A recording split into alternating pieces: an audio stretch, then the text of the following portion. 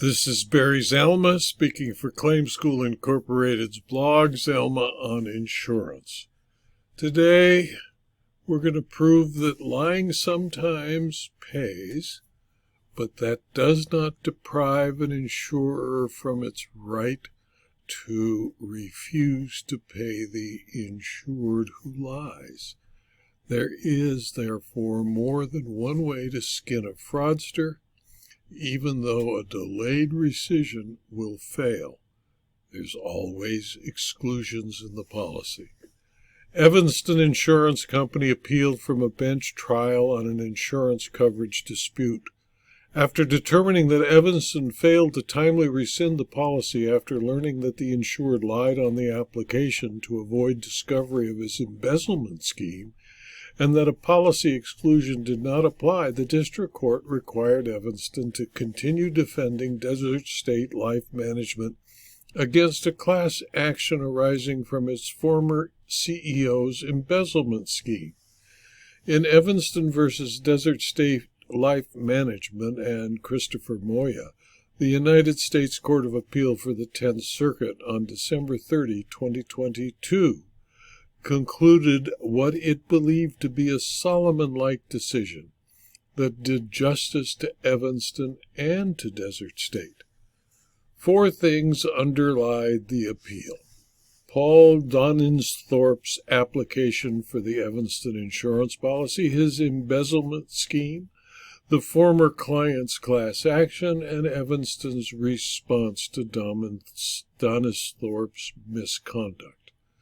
Desert State Life Management was a New Mexico trust corporation that acted as a trustee for disabled individuals. From 2008 to March 2017, Donisthorpe served as its CEO.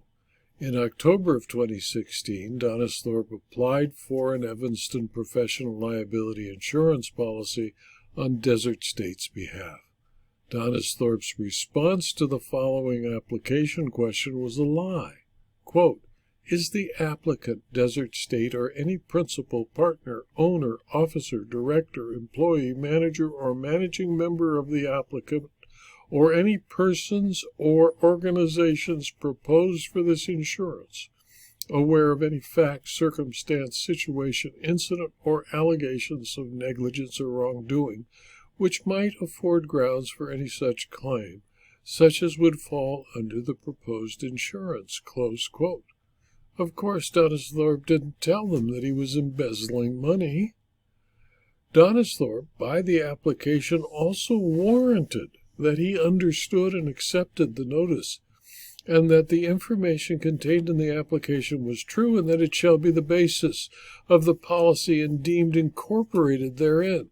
Based on Donisthorpe's application responses, Evanston issued Desert State a professional liability insurance policy, and despite the notices, coverages, and exclusions, Donisthorpe completed Evanston's application while running an embezzlement scheme that exposed Desert State to liability. Donisthorpe intentionally misappropriated and commingled over $4.9 million of Desert State's clients' funds for his own use. Donisthorpe hid his scheme by presenting fraudulent reports to Desert State's Board of Directors and to New Mexico regulators. In March of 2017, L. Helen Bennett, a Desert State director, told Evanston about Donisthorpe's misconduct. Evanston then began receiving claims from Desert State clients that confirmed Bennett's report. Evanston ultimately opted not to rescind the policy. Instead, it notified Desert State that it wouldn't be renewing the policy. In August, Christopher Moya was appointed Desert State's receiver. In November of 2017, Donisthorpe pleaded guilty to a 2-count federal felony information, charging him with wire fraud and money laundering. He was sentenced to 144 months in prison and was ordered to pay $6.8 million in restitution and a $4.8 million money judgment.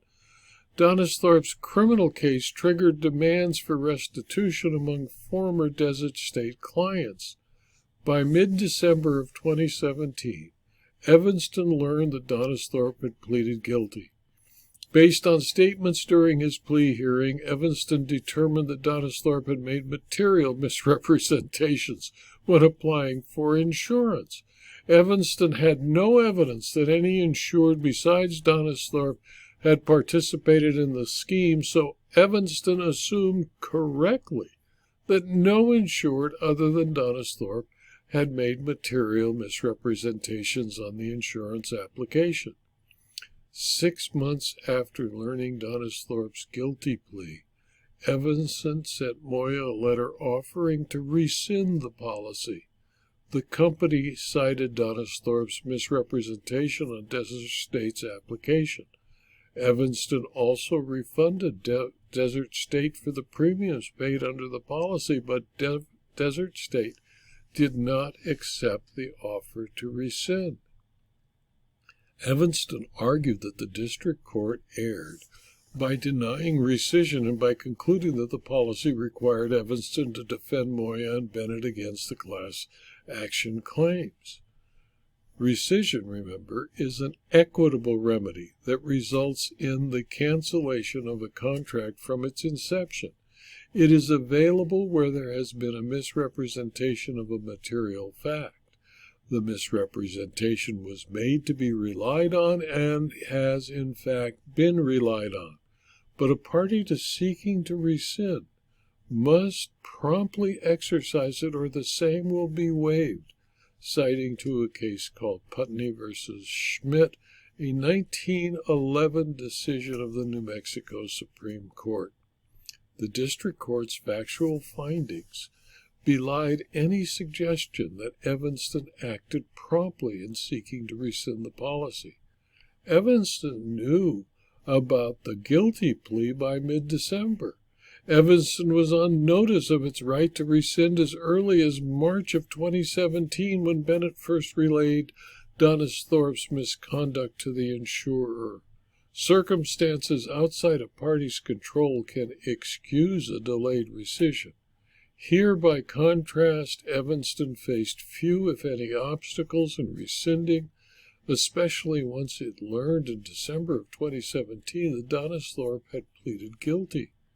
Because the undisputed facts established that Evanston waited too long to rescind the policy, the 10th Circuit held that the district court did not err in concluding that Putney effectively barred Evanston's rescission.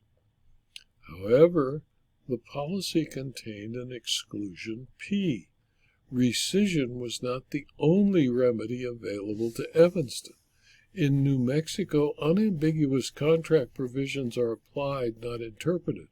Although New Mexico courts generally interpret exclusionary language narrowly, they do not apply this principle to override the clear and unambiguous terms of an exclusion.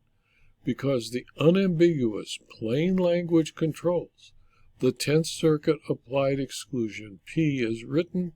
The class action negligence claims arose out of Donisthorpe's commingling. In other words, the claims originated from, and therefore the claims all flowed from Donisthorpe's misconduct. Evanston did not have a duty to defend under the policy.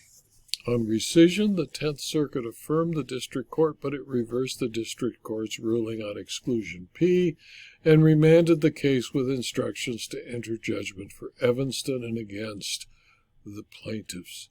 A concurring opinion, however, argued that Evanston was fast enough in rescinding the policy, but that fact was irrelevant because of the application of the exclusion. Therefore, Evanston owed nothing, was entitled to keep the premium it tried to return, and owed nothing to the defendants. Although rescission was an obvious remedy, the policy was obtained by a lie told by a criminal trying to hide his crime. Evanston deprived itself of the right to rescind by its delay and put itself in the problem raised by a more than 100-year-old New Mexico Supreme Court decision. Regardless, the exclusion was clear and unambiguous, and as a result it owed neither defense nor indemnity to the insured and its bankruptcy trustee. Liars never prosper, at least they never should, and insurers who sit on their rights may lose them.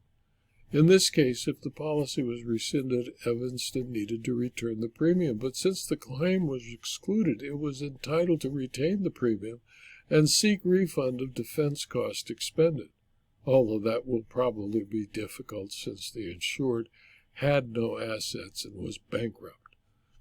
This video was adapted from my blog, Zalma on Insurance, which is available free to anyone who clicks on the URL zalma.com/blog.